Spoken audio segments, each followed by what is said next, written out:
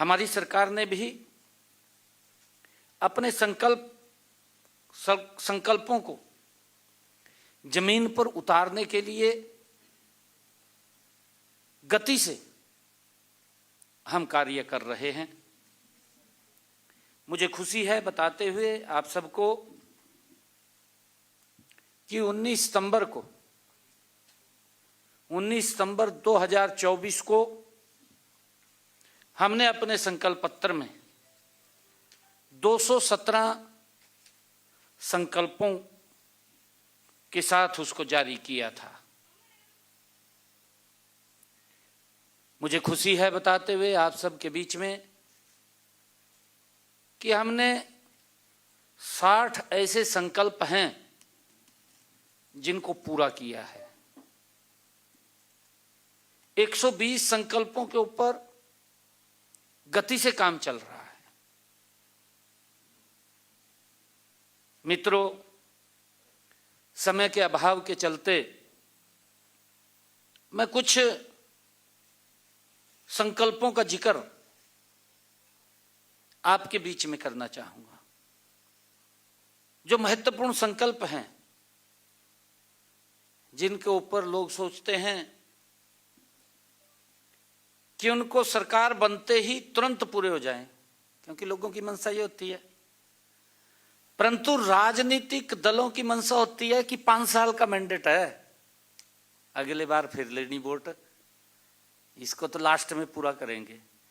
ये इस प्रकार की सोच होती है। और ये सोच कांग्रेस और उनके इंडी गठबंधन दलों की, इसी सोच पर वो काम करते हैं। और कई बार तो वो, क्योंकि उनका तो घोषणा पत्र होता है, घोषणा पत्र में घोषणा करते हैं, भूल जाते हैं, पता नहीं लगता। भूलना उनकी मजबूरी भी होती है, क्योंकि घोषणा ऐसी कर देते हैं। उनको लगता है कि पूरी नहीं हुई, वो डस्टबिन में डाल दिया, ऐसी स्थिति रहती है।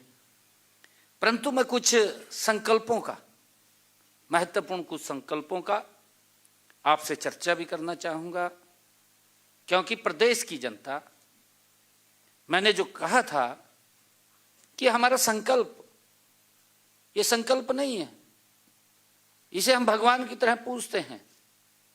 पूरा करना यह हमारी सरकार की प्रतिबद्धता है। और उसको लेकर के मात्र 1 साल के अंदर अपने संकल्प पत्र के हमने 60 संकल्पों को पूरा किया है। 120 संकल्पों पे गति से काम चल रहा है। मैं बताना चाहूंगा, 18 अक्टूबर 2024 हमने, जब 17 अक्टूबर 2024 को नए मंत्रिमंडल का गठन किया, गठन करने के साथ ही हमने एक बात कही थी कि हम ज्वाइन बाद में करेंगे, पहले हमारे युवा साथी ज्वाइन करेंगे। अपने संकल्प में कहा था 25,000 युवाओं को हरियाणा के इतिहास में पहली बार एक समय में ज्वाइनिंग लेटर दिया गया, उनको ज्वाइन कराया गया। ये हमारी सरकार की वो प्रतिबद्धता है। और उसी प्रकार फिर अगले दिन 17 तारीख को के बाद 18 तारीख 2024 को हमने अपने संकल्प पत्र में कहा था कि हमारे हरियाणा प्रदेश के जितने सरकारी हॉस्पिटल, जितने मेडिकल कॉलेज, उन सब में किडनी के जो पेशेंट हैं उनका डायलिसिस मुफ्त होगा। 18 तारीख को पहली साइन जो फाइल पे हुए हैं, हरियाणा प्रदेश के जन को इसका बड़ा लाभ मिला है, हमने उसको पूरा किया है। हमने अपने संकल्प पत्र में कहा था कि सीटी की परीक्षा पारदर्शिता के आधार पर कराएंगे। पहली बार है हरियाणा प्रदेश के युवाओं को यह लगने लगा कि गजब का काम इस सरकार ने किया। पहली बार आप सबके माध्यम से भी उसकी रिपोर्ट आई है, हर बच्चे ने इस बात को सराहा है, हर बच्चे के मां बाप ने उसकी प्रशंसा की है। क्योंकि वो तो पहले ये सोचते थे कि भाई बच्चे को अपनी कार के अंदर ले जाएं टेस्ट दिलवाने के लिए, परंतु जब उनकी प्रतिक्रिया आई कि हमें मालूम नहीं था कि इतनी बड़ी व्यवस्था इसकी होगी, घर से बच्चे को लेकर के सेंटर और सेंटर से घर तक पहुंचाने की पहली बार सीटी की जो परीक्षा हुई है, 13 लाख अभ्यर्थियों को परीक्षा का जो सफल आयोजन हुआ है, ये हमने अपने संकल्प पत्र में कहा था, उसको पूरा किया है। इसी प्रकार हमने हरियाणा प्रदेश के किसानों से ये कहा था कि हम 24 फसलें एमएसपी पर खरीदेंगे। ये बड़े संकल्प थे और मुझे खुशी है कि हमने उस संकल्प को पूरा किया है। आज हरियाणा देश का पहला ऐसा राज्य बना है जहां पर किसान की 24 फसलें एमएसपी पर खरीदी जा रही है। ये पहला राज्य बना है। हमने उस संकल्प को पूरा किया है।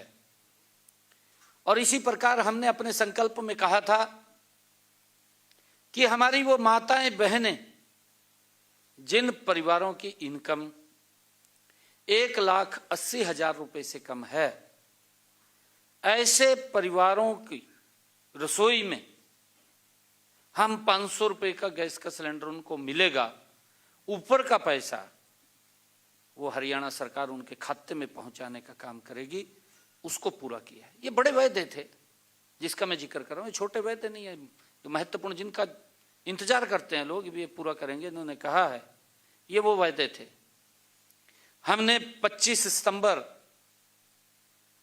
2025 को पंडित दीनदयाल उपाध्याय जी की 109वीं जयंती, उस अवसर के ऊपर हमने दीनदयाल लाडो लक्ष्मी ऐप का आयोजन किया। आप सब जानते भी हैं कि हमने पहले ही बजट में, जब मैंने पहला बजट 3.0 सरकार का और मेरी सरकार का ये दूसरे टर्म की सरकार का पहला बजट जब मैंने बतौर वित्त मंत्री प्रस्तुत किया, तो मैंने सबसे पहले बहनों के लिए 5,000 करोड़ रुपए का प्रावधान उस बजट में किया। और 25 सितंबर 2025 को पंडित दीनदयाल उपाध्याय जी की जयंती के अवसर पर हमने ऐप को लॉन्च किया, रजिस्ट्रेशन किया, और आज बहनों को हम उनको लाडो लक्ष्मी दे रहे हैं। 4 किस्तें चली गई हैं। 2100 रुपया बहनों तक पहुंचाने का काम हमारी सरकार कर रही है। मैं ये कहना चाहता हूं, क्योंकि जो महत्वपूर्ण वायदे होते हैं, चुनाव जीतने के लिए घोषणाएं बड़ी बड़ी हो जाती हैं, फिर उनको पूरा नहीं कर सकते, लोग देखते रहते हैं, लास्ट में फिर ये सोच लेते हैं कि इनका तो यही काम है, इनको तो लाने के नहीं, हम भेज दो, इनको वापिस कर दो। फिर ये राजनीतिक दल सोचते रहते थे कि 5 साल मैं कर लूंगा, 5 साल वो कर लेगा, भी 5 साल बाद तो नंबर आ ही जाएगा। ये नरेंद्र मोदी जी के नेतृत्व में जो स्पष्ट नीति है, गरीब व्यक्ति अंतिम व्यक्ति तक योजनाओं का लाभ डायरेक्ट उसके घर तक पहुंच रहा है, ये उसका परिणाम है कि non stop Bharatiya Janata party की सरकारें नरेंद्र मोदी जी के नेतृत्व में लगातार आ रही हैं। मोदी जी की नीति, मोदी जी की नीयत, भारतीय जनता पार्टी का नेतृत्व, देश का नेतृत्व, नीति भी मजबूत है, नीयत में भी मजबूत है, कोई दिक्कत नहीं है। गरीब व्यक्ति को सशक्त किया जाए, वही कारण है कि 25 करोड़ लोगों को गरीबी रेखा से ऊपर उठाने का काम किया है। कांग्रेस के समय में तो अमीर व्यक्ति भी गरीबी रेखा के नीचे चला जाता था, नीतियां गलत थी, ऐसी स्थिति थी कांग्रेस की। परंतु कुछ लोग मजबूत हो जाते थे। देश जानता है, देश को मालूम है कैसे मजबूत हो जाते थे। आपके सामने यहां 1 एकड़ कोई 500 का खरीद लिया, 20 करोड़ का बेच दिया, हो जाते थे। किसान की दफा 4 लगा दी, दफा 6 लगा दी जमीन के ऊपर, किसान घूमता रहता था, किसान रोता रहता था, परंतु सुनता नहीं था कोई भी। फिर बड़े बड़े बिल्डर आते जाते थे, ये इस प्रकार का सिस्टम था। परंतु मैं ये बताना चाहूंगा कि हमारी सरकार ने ट्रांसपेरेंसी तरीके से मोदी जी के नेतृत्व में काम कर रही है। उसके परिणाम लोग दे रहे हैं, जनता दे रही है।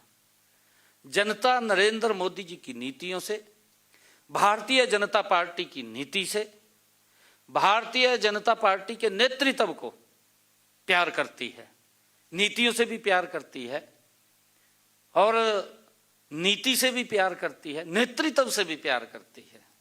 यही कारण है कि देश के लोग non stop Bharatiya Janata party की सरकार बना रहे हैं। साथियों, मैं ये बताना चाहूंगा कि 17 मार्च 2025 को विधानसभा में बतौर वित्त मंत्री मैंने अपना पहला बजट प्रस्तुत किया था।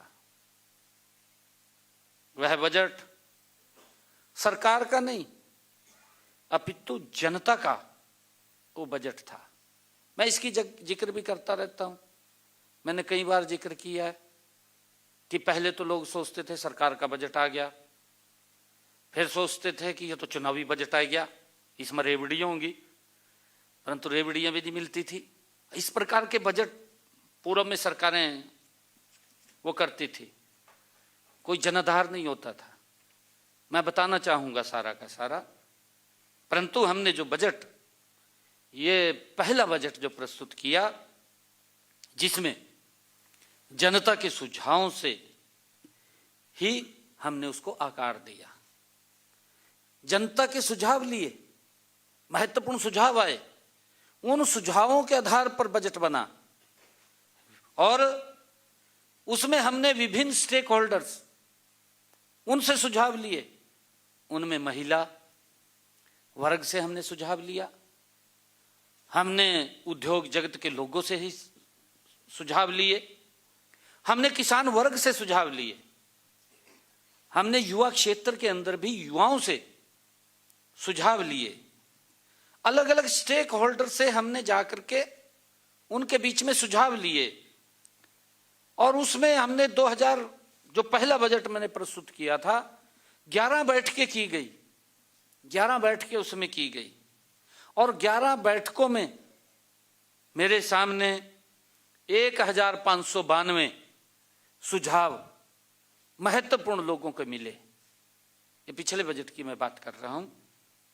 मैंने उनमें से 706 सुझावों को, जो हमें 1592 सुझाव मिले थे, उनको देखा, चेक किया। जो महत्वपूर्ण सुझाव थे उनमें से 706 सुझावों को हमने बजट में शामिल किया है और 2025-26 के इस बजट में जब शामिल किया तो लोगों को लगा कि बजट तो हमारा है, ये बजट जनता का है, ये सरकार का बजट नहीं है। महसूस हुआ उनको। और साथियों, 25-26 का जो बजट है, उस बजट के अंदर उन सुझावों के आधार के ऊपर जो सुझाव हमें मिले, मैंने बजट के अंदर 248 घोषणाएं की उन सुझावों के आधार पर जो जनता ने सुझाव दिए, 248 घोषणाएं मैंने बजट में की। मुझे यह भी बताते हुए खुशी का हो रही है कि इनमें से 77 बजट घोषणाएं हमने अक्षरशः पूरी कर दी है। 77 घोषणाएं हमने पूरी कर दी हैं। 165 घोषणाओं पर कार्य अंतिम चरण में है, गति से काम हो रहा है, लगभग पूरी होने वाली है। इन्हें भी जल्दी पूरा कर लिया जाएगा। और साथियों, वर्ष 2026-27 के लिए बजट बनाने की प्रक्रिया अभी चल रही है, जारी है। पूर्व बजट परामर्श की परंपरा को निभाते हुए मैंने विभिन्न क्षेत्रों के हितधारकों के साथ अब तक 13 बैठकें की हैं। इनमें से मुझे कुल 2199 सुझाव प्राप्त हुए। जो 13 बैठकें की, 2199 सुझाव प्राप्त हुए। इस बार हमने टेक्निक आ रही है, नई से नई टेक्निक आ रही है। हमने AI बेस्ड चैट बॉक्स का नया प्रयोग किया और उसका प्रयोग करते हुए इसके माध्यम से हमने प्रदेश के लोगों से सुझाव मांगे और प्रदेश के लोगों ने इस AI चैट बॉट के माध्यम से लगभग 12,400 सुझाव हमें मिले हैं। 12,400 प्राप्त हुए हैं। अभी भी मुझे पत्रों के माध्यम से, ईमेल के माध्यम से लोगों से अनेक सुझाव मिल रहे हैं। इन सभी पर मंथन जारी है। जो भी सुझाव आता है उसको देखते हैं, चेक करते हैं।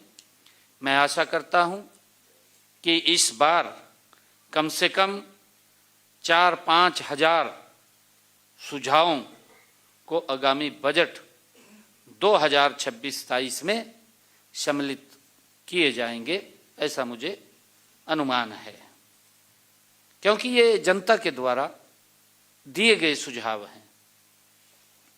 मित्रों, मेरा हरियाणा की जनता से ये वायदा है कि आगामी बजट 2026-27 न केवल हरियाणा की लोगों की भावनाओं और जन आकांक्षाओं पर ये भली भांति पूरा करेगा, मुझे ऐसा विश्वास है।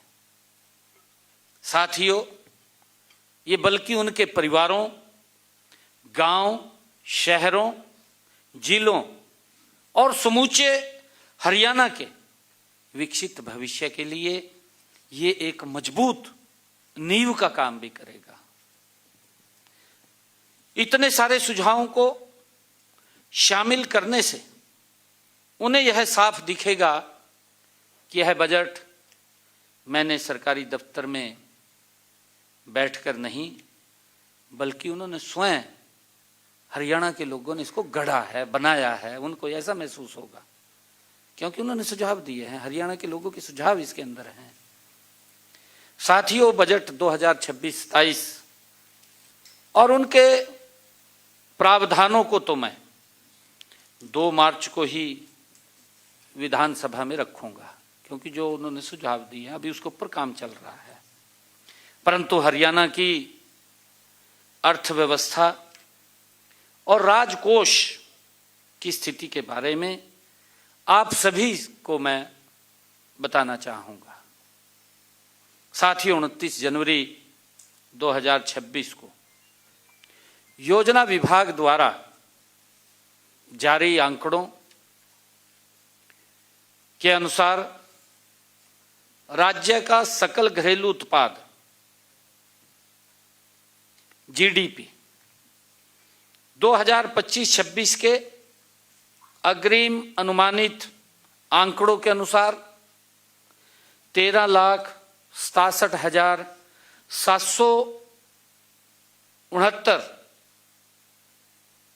करोड़ रुपए रही है, जबकि गत वर्ष के इन्हीं आंकड़ों के अनुसार वर्ष 24-25 में यह 12,13,951 करोड़ रुपए थी। ये आंकड़े दर्शाते हैं कि वर्ष 2025-26 में वर्ष 2024-25 के मुकाबले राज्य की जीडीपी ये 12.67% की दर से बढ़ी है।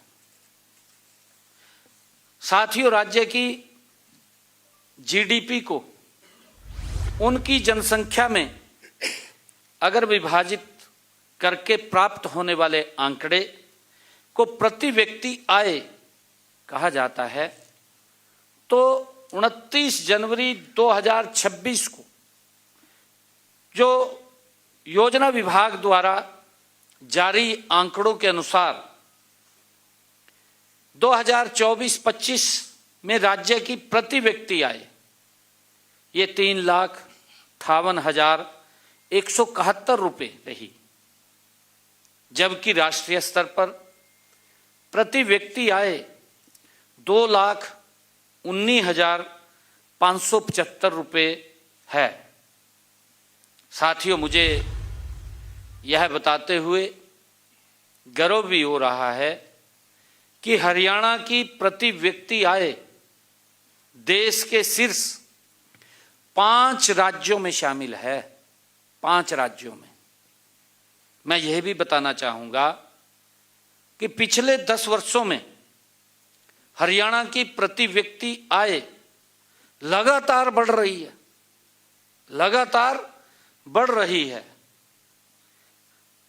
अगर हम 2014-15 की देखें, 2014-15 में राज्य की प्रति व्यक्ति आय 1,47,382 रुपये थी।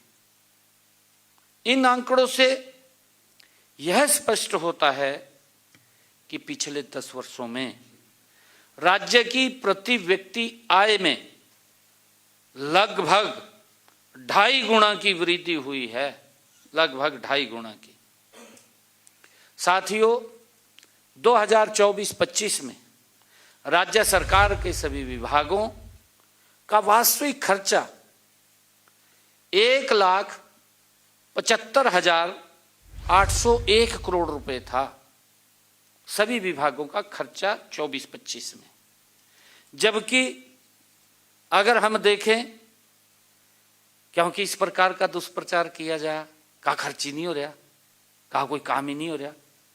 भाई ठीक तरीके से देखिए, नजरिया देखने का होता है। उसी सड़क के ऊपर जा रहे, आधे घंटे में पहुंच रहे, फिर कह रहे कहा काम नहीं हो रहा, काम दिखाई नहीं दे रहा। फिर कैसे दिखाएगा? नजर तो है नहीं है देखने की। नजर भी तो देखने के लिए चाहिए, वो नजर है नहीं है देखने की, बस झूठ बोलना है। 2014-15 में यह केवल 61,904 करोड़ रुपए था। 14-15 में अगर बात करें इनके समय में, ये 61,904 करोड़ रुपए था। चालू वित्त वर्ष में 16 फरवरी 2026 तक सभी विभागों का वास्तविक खर्चा 1,59,747 करोड़ रुपए है। 1,59,747 करोड़ रुपए है।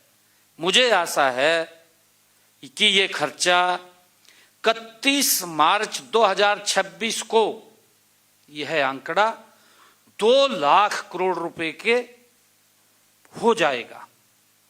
2 लाख करोड़ रुपए, क्योंकि काम चल रहे हैं अभी, और लास्ट में कहीं ऐसे टेंडर होते हैं, वो सब काम चल रहे हैं। 2 लाख करोड़ रुपए ये हो जाएगा। 17 मार्च 2025 को, जो कि मेरे द्वारा प्रस्तावित बजट 2,05,17,29 रुपए का बजट का लगभग 98% ये खर्च हो जाएगा। 98% का खर्चा ये होगा। ऐसा प्रदेश के इतिहास में ये पहली बार हुआ है कि 98% बजट जो हमने प्रस्तुत किया उसका 98% खर्चा हो गया। जो विपक्ष बार बार बोलता रहता है, कहा कोई खर्चा नहीं होया जी, ये बात बोलता है।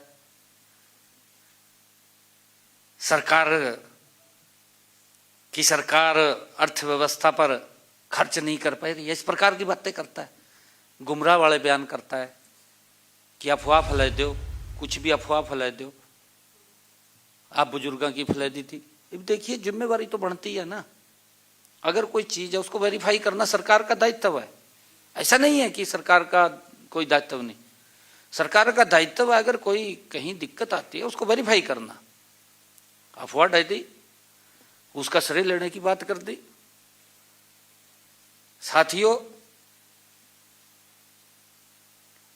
मुझे खुशी है कि ये वास्तविक खर्च उनके समय में जो खर्च होता था उससे लगभग 3 गुना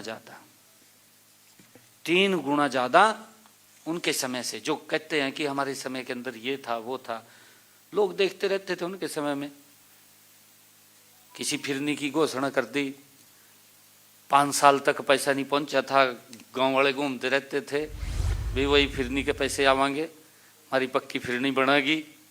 परंतु 5 साल के बाद निराशा हाथ लगती थी, कोई पैसा नहीं पहुंचता था। खाली फिर कहते थे भाई अगली बार हम इसको पक्का करवा देंगे, फिर वोट ले लेते। साथियों, लगभग 11 विभागों में, जिनमें पुलिस, परिवहन, राजस्व, हेल्थ, एजुकेशन और अनुसंधान ये शामिल हैं, 2025-26 के लिए कुल व्यय 80% से ज़्यादा इनमें हमने कर चुके हैं। 80% से ज़्यादा हम इनमें कर चुके हैं। लगभग 21 विभागों का अब तक का व्यय 2025-26 में 70% से ज़्यादा हो गया है, चल रहा है। मैंने कहा है कि 98% तक ये जो फाइनेंशियल ईयर है 98% तक खर्च होगा, इतिहास में पहली बार है। और साथियों, कोई भी सरकार अपने राजकोषीय का कितना, राजकोष का कितना अच्छा प्रबंधन कर रही है, यह जानने के लिए राजकोषीय घाटा सबसे उत्तम तरीका होता है कि उसका प्रबंधन क्या है। आपके सामने इसके ऊपर भी बड़ी टिप्पणियां विपक्ष कर रहा है। कहा जी इनका प्रबंधन ही नहीं ठीक है। कहा जिनके समय के अंदर राजकोषीय घाटे की स्थिति लचर पचर थी, वो बाहर बैठ कर सुझाव दे रहे। कहा कोई प्रबंधन ठीक नहीं है। कहा भाई तुम अपने समय में तो देख लो क्या प्रबंधन था। मैं बताना चाहूंगा, वर्ष 2024-25 में राज्य का राजकोषीय घाटा तत्कालीन जीडीपी का 2.83% रहा, जबकि 2014-15 में यह 2.88% था। 2.88% था। हमें यह भी ध्यान रखने की जरूरत है कि FRBM एक्ट के अनुसार उस समय भी राजकोषीय घाटे की ऊपरी सीमा 3% थी कि 3% से ऊपर आप राजकोषीय घाटा नहीं कर सकते। और आज भी 3% है। इनके समय में भी 3% थी, आज भी वही है कि वो बड़ी नहीं है, आज भी 3% ही है। राजकोषीय घाटा उस समय 0.05% अधिक था। इनके समय में 0.05% अधिक था। हमारे कुशल वित्तीय प्रबंधन का यह पहला परिचायक है।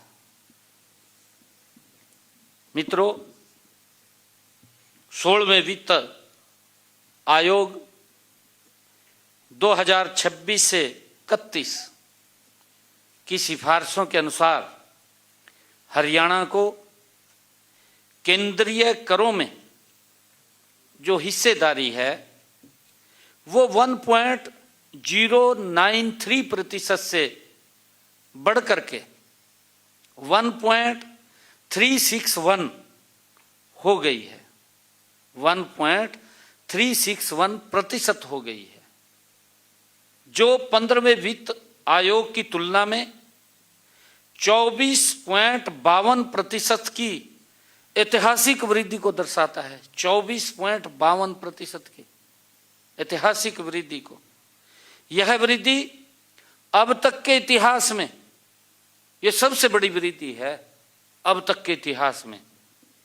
इसके लिए मैं देश के यशस्वी प्रधानमंत्री आदरणीय नरेंद्र मोदी जी, उनका आभार भी व्यक्त करता हूं कि उनके कुशल नेतृत्व के अंदर और हमारी वित्त मंत्री निर्मला सीतारमण जी और हमारे वित्त आयोग के चेयरमैन डॉक्टर अरविंद पनगड़िया जी पिछले दिनों आए थे, आप बुलाए थे, आप लोग आए थे उसके अंदर, उनको मैं विशेष तौर से मैं धन्यवाद करता हूं कि आप सभी व हरियाणा की जनता को भी मैं आज बधाई देता हूं। और मैं ये बताना भी चाहूंगा कि 12वें वित्त आयोग जो ये कह रहे हैं ना कि आर्थिक प्रबंधन ठीक नहीं है, ये उनके प्रबंधन की बात कर रहा हूं मैं। उनके समय के अंदर क्या स्थिति थी आर्थिक प्रबंधन की। 12वें वित्त आयोग 2005 से 10 में यह हिस्सा 1.075% था। ये 12वें वित्त आयोग में 1.075% था, जो 13वें वित्त आयोग 2010 से 15 में कम होकर के 2010 से 15 में ये और कम हो गया, कम होकर के 1.048। ये जो 12वां वित्त आयोग था उसके अंदर तो था 1.075 और 13वें वित्त आयोग में 1.048 और कम हो गया, माइनस में चला गया। ये इनका वित्त प्रबंधन था। ये जो बात कर रहे हैं ना, कहा वित्त प्रबंधन ठीक नहीं है, वित्त प्रबंधन ठीक नहीं, ये इनका वित्त प्रबंधन था। ये 1.048% रह गया। 16वें वित्त आयोग में 2026 से 31 में यह हिस्सेदारी बढ़ करके 1.361% हो गया, जो प्रदेश के इतिहास में अब तक की सर्वाधिक वृद्धि है। यह आर्थिक प्रबंधन की बात कर रहे हैं, उसको पर उंगलियां उठा रहे हैं। ये आंकड़ा इनके सामने है। साथियों, 13वें वित्त आयोग की रिपोर्ट से राज्यों को केंद्रीय करों में मिलने वाले हिस्से में हरियाणा राज्य 20वें स्थान पर यह था। 13वें वित्त आयोग में 13वें वित्त आयोग में जो केंद्रीय करों में हिस्सेदारी थी हरियाणा की, वो 20वें स्थान पर था। 14वें वित्त आयोग में यह 17वें स्थान पर था। 15वें वित्त आयोग में यह 21वें स्थान पे था। ये प्रबंधन की बात कर रहे हैं, आपके सामने है कि आर्थिक प्रबंधन किसका ठीक था, किसका नहीं ठीक था। और 16वें वित्त आयोग में आज ये देश के अंदर पहले स्थान पर है। देश में पहले स्थान पर हरियाणा है। ये वित्त प्रबंधन की बात कर रहे हैं, कितना हमारा प्रबंधन सही है। साथियों, केंद्रीय करों में हरियाणा की है बढ़ती हुई हिस्सेदारी। हमारी सरकार की ये मजबूत वित्तीय विश्वसनीयता और प्रभावी नीति का ये प्रमाण है, जो केंद्रीय करों में हमारी हिस्सेदारी बढ़ रही है। अब मैं विपक्ष के साथियों से ये कहना चाहूँगा कि आप ही बताएं, अगर शासन और नीयत सही ना होती तो हरियाणा को यह जो भरोसा बढ़ा है हरियाणा के ऊपर, संसाधन हमें कैसे मिलते अगर ये भरोसा ना बढ़ता। भरोसा बढ़ा है, हमने करके दिखाया है, वित्तीय प्रबंधन हुआ है, तभी हम देश में नंबर 1 स्थान के ऊपर आए हैं। और ये कह रहे आर्थिक प्रबंधन ठीक नहीं है। बस ये देख देते तो नहीं है क्या स्थिति है, बस बोल दे यहाँ बैठ का, ये जब मैं सामने आ जा फिर अपना बात ही करनी हो। आप भी नहीं पूछते तो कुछ भी, भाई ये ऐसे कर का विषय है, पूछना चाहिए। मित्रों, मैं आप लोगों के आम लोगों के जीवन से जुड़े कुछ गैर वित्तीय आंकड़ों पर भी मैं कुछ कहना चाहता हूं। साथियों, आज सरकार पर जनता का भरोसा केवल बड़ा नहीं है केवल, अपितु इसे एक नई पहचान भी मिली है, एक अलग पहचान भी मिली है। इसी का परिणाम है कि हरियाणा को आगे बढ़ाने के निरंतर मौके मिल रहे हैं। साथियों, विपक्ष बार बार बेरोजगारी के विषय पर बोलता है। कहा बेरोजगारी होगी, बेरोजगारी फैलगी का, रोजगार नहीं मिल रहा।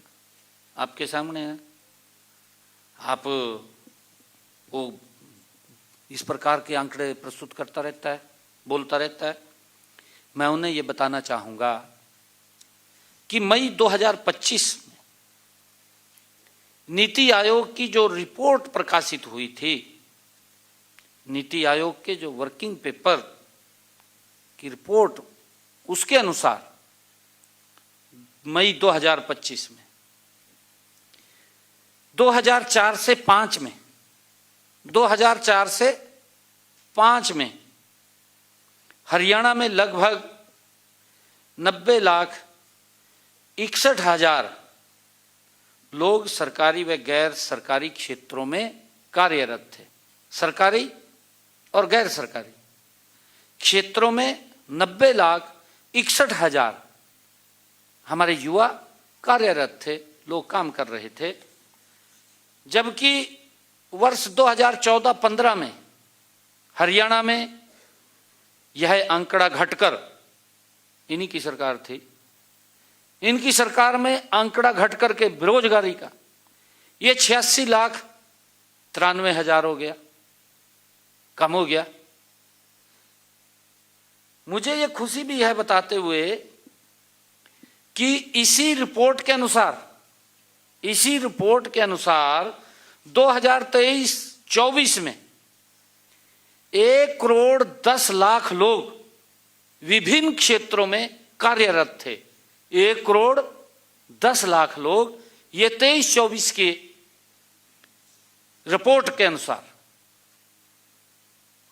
इसी प्रकार जहां वर्ष 2014-15 में 2004 से 14 के बीच 2004 से 14 के बीच लगभग 3,68,000 लोगों को अपना रोजगार गंवाना पड़ा। इनके कार्यकाल में रोजगार गंवाना पड़ा 3,68,000 लोगों को। ये 2004 से लेकर के 2014 के बीच में ये जो बात कर रहे हैं। और वहीं अगर हम देखें 2023-24 तक 2023-24 तक लगभग 27 लाख लोगों को रोजगार के नए अवसर प्रदान हुए हैं। 27 लाख लोगों को। मित्रों, शिक्षा क्षेत्र में भी अगर हम बात करें, वर्ष 2004 से 14 की अवधि में उच्च शिक्षा में ग्रॉस इनरोलमेंट रेशो लगभग 27% था, जबकि वर्ष 2015 से 25 की अवधि के दौरान यह बढ़कर 34% हो गया। 15 से 25 की अवधि के दौरान यह 34% हो गया।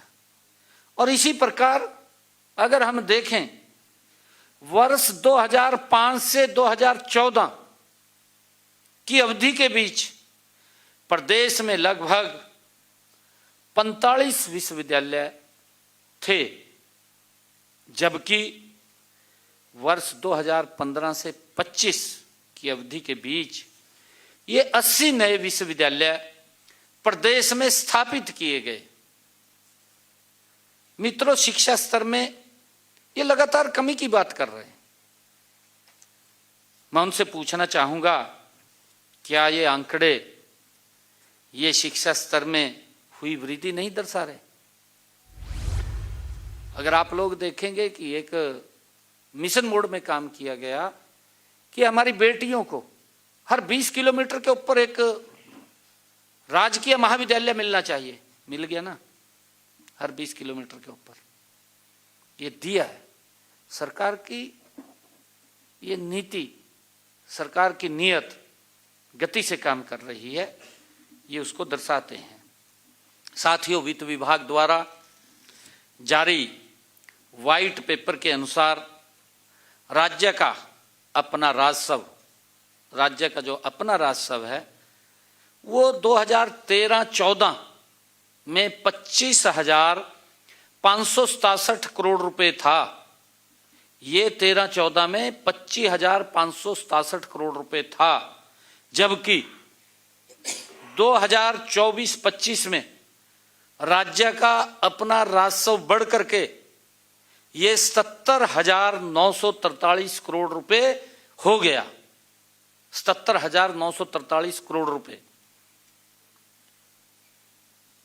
साथियों, वर्ष 13-14 में की तुलना में अगर वर्ष 2024-25 में लगभग अगर उसका अंतर हम देखें, 52,376 करोड़ रुपए की वृद्धि हुई है।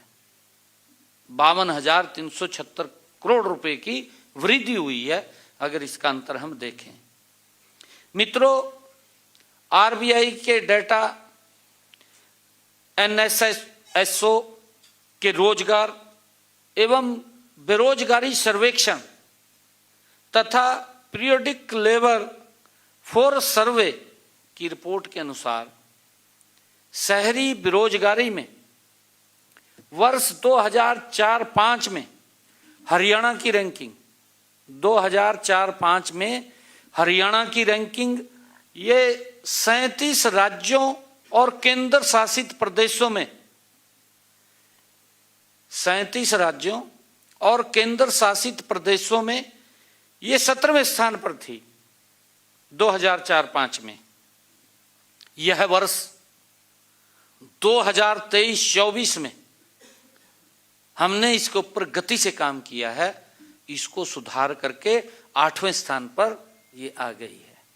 कहाँ 17? ये कह रहे हैं ना, ये इनके प्रबंधन की बात थी, इनकी व्यवस्था की बात थी, हमारी व्यवस्था की भी ये बात है। और इसी प्रकार ग्रामीण बेरोजगारी में हरियाणा की रैंकिंग वर्ष 2004-05 में 22वें स्थान पर थी, जो कि वर्ष 2023-24 में सुधर कर ये 15वें स्थान पर आ गई है। साथियों, पिछले कुछ सालों में हरियाणा का औद्योगिक विकास तेजी से बढ़ा है। हम सब देख रहे हैं नहीं तो इस प्रकार का दुष्प्रचार किया गया, कहा जी इंडस्ट्री बाजगी, कहा इंडस्ट्री बंद होगी। भाई कई बार परिस्थितियां भी हो जाती हैं। एक व्यक्ति है प्रिंसिपल एम्प्लॉयर, एक व्यक्ति है, अगर किसी को दुर्घटना होगी तो दिक्कत आ जाती है। एक व्यक्ति करने वाला है, दिक्कत आ जाती है। अरे इस प्रकार की बातें कर रहे हैं, कहा जी इंडस्ट्री तो कहा बंद हो गया, दुष्प्रचार किया गया, लोगों के अंदर भ्रम की स्थिति पैदा की गई, लोगों को